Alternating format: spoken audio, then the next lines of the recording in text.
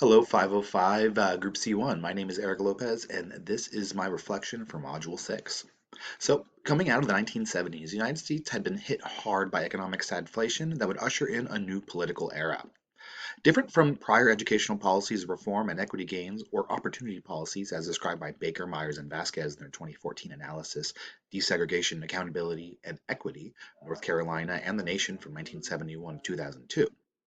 The new agenda was one of smaller government. Under laws like the Elementary and Secondary Education Act, Title IX, and the mandate for a free appropriate public education for children with disabilities, the Department of Education had become a watchdog. Now, it was being tasked to push policies of school prayer, private tuition tax credits, school vouchers, parents' choice, and to essentially abolish itself. In 1983, the Department of Education sponsored the publication of A Nation at Risk. This report highlighted several factors in the decline of academic standards and performance, and famously stated that for the first time in the history of the country, that the educational skills of one generation would not be equal to those of their parents. As questionable as that analysis was, spurred on by emerging global markets, the report also used academic comparisons of other international competitors. This fed right in the administration's narrative of why we were in an economic slump and has been a benchmark of educational success ever since. Thus, the American educational system's failures were seen as a threat to economic competitiveness and national security. This link between academic success and economic growth fueled a shift in the purpose of public education in the 1980s and into the new millennium.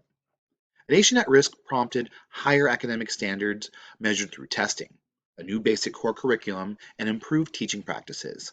This, with the Reagan administration's push for choice and vouchers, spurred the free market drive for private schools like Education Alternatives Incorporated and public sponsored charters.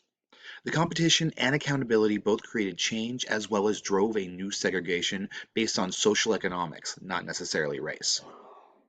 The well-to-do would have choice, while the poor were stuck with their local public schools or luck of charter lottery. Ultimately, testing showed little, if any, benefit when compared to public schools. To that extent, the free choice ideas of the 80s and 90s are still driving educational policy in America.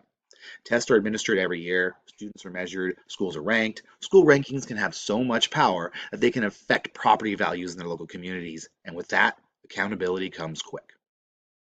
Having worked in a charter school for nearly a decade, I can attest to the benefit that an alternative form of education has on some students. Not all, but some students. And that is the major takeaway I have from the American education system as we've been studying this semester. There is no one-size-fits-all approach to education that benefits all students. A student-centered approach leaves out universal content that should be expected, while a teacher-centered approach, in contrast, is too rigid and doesn't account for the nuance needed to reach one learner from the next.